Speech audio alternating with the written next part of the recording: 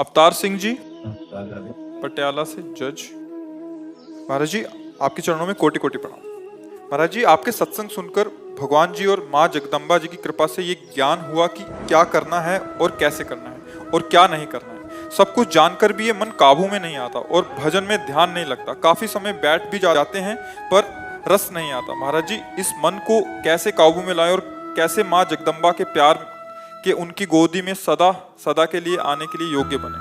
देखो, हम ये जानते हैं कि ये नहीं करना चाहिए और ये जानते हैं कि ये करना चाहिए, पर हम अपने को असमर्थ पाते हैं। उसमें होती है भजन की कमी।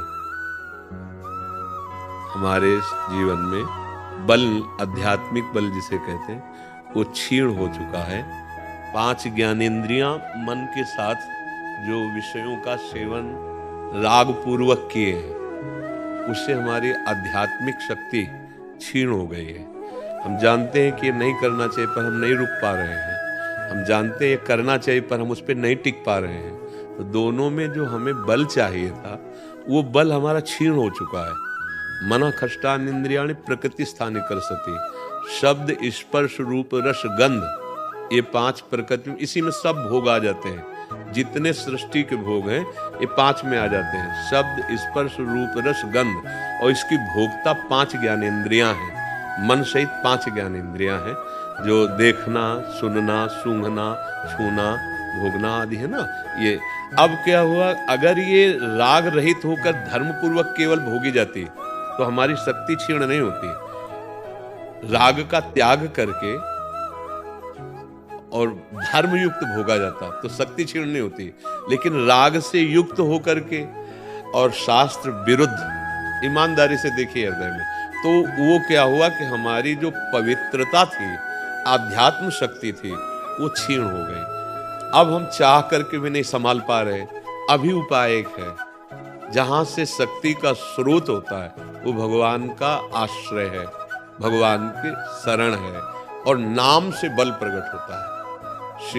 श्री राम बोलो, कृष्ण बोलो, हरि बोलो, राधा बोलो, जो भी हमारे प्रभु के सब नाम, आप माँ बोलो, अम्बा बोलो, दुर्गा बोलो, वो एक ही प्रभु हैं। अपने भक्तों के लिए विविध नाम रूप धारण किए हुए हैं। वो हरि अनंत, हरि कथा अनंता, हरि अनंत रूपों में, उनकी लीला अनंत रूपों में। अगर हम निष्ठा पूर्वक नाम जप करें, नाम जप, और जो आचरणों से हम गिरे हैं, उन आचरणों से जितना हम बच सकते हैं बचने की चेष्टा करें और नाम जप करें, तो हमारे हृदय में आत्मबल आ जाएगा, पावर आ जाएगा।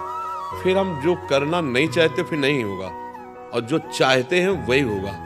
वो पावर आ जाता है। जैसे अभी मन है, आप लगाना चाहते हो पर नहीं लगता है, और एक आध्यात्मिक पावर ऐसा आ जाता है कि हजारों के बीच में समाधिस्थ हुआ जा सकता है। जहां मन को चाहे वही मन को स्थित कर दिया, क्योंकि अभ्यास किया और पावर अर्जित किया।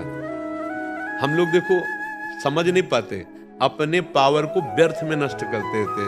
जैसे गांधारी जी ने जब सुना कि उनका ब्याह धृतराष्ट्र के साथ हो रहा है और वो आंखों से अंधे हैं, तो जिसका पति आंखों से अंधा हो तो फिर मुझे रूप देखने की जरूरत क्या।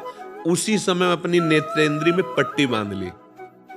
देखने को तो एक सहज क्रिया है कि आंखों में पट्टी बांध ली, लेकिन उन्होंने अपनी आंखों की शक्ति को संचित किया।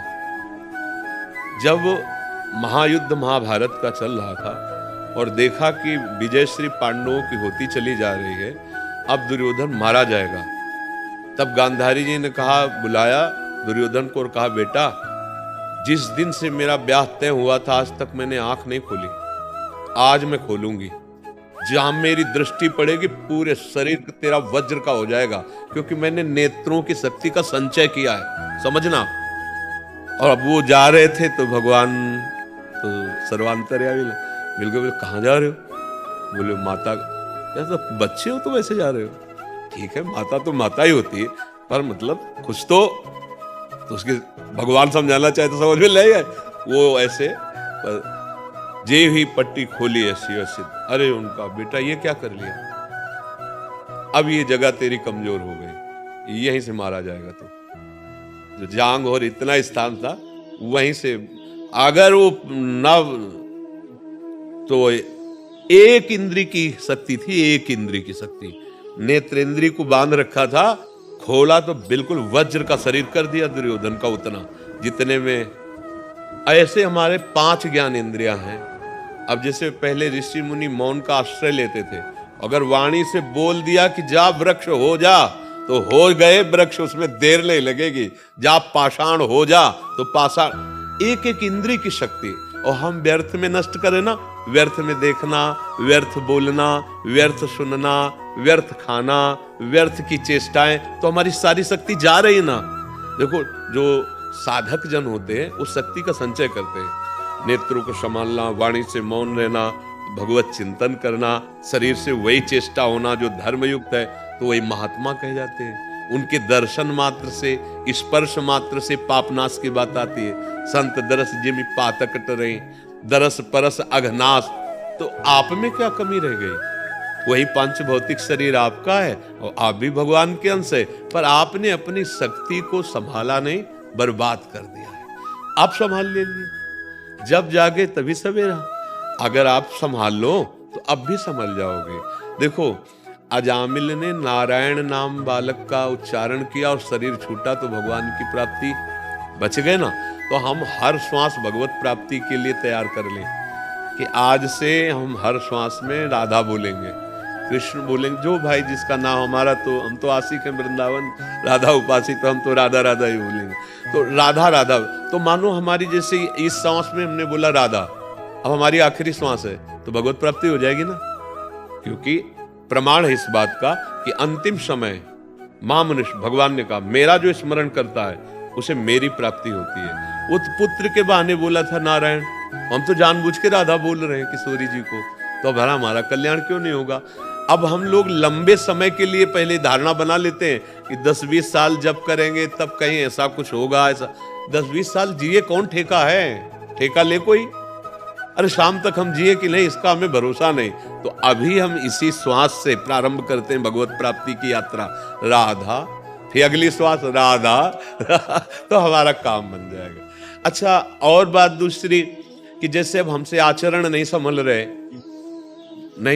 क्योंकि बहुत बड़ी ये माया का विचित्र खेल है। तो हमने कई बार सत्संग में कहा है कि आपको पता चल जाए कि पुराना किराएदार है, 20 वर्ष रहता हो गया और गुंडा है, हटाए हट नहीं रहा, तो अब आप उससे बड़े बलवान के नामे कुछ दिन के लिए चाहे करें, पर मकान करना पड़ेगा ना।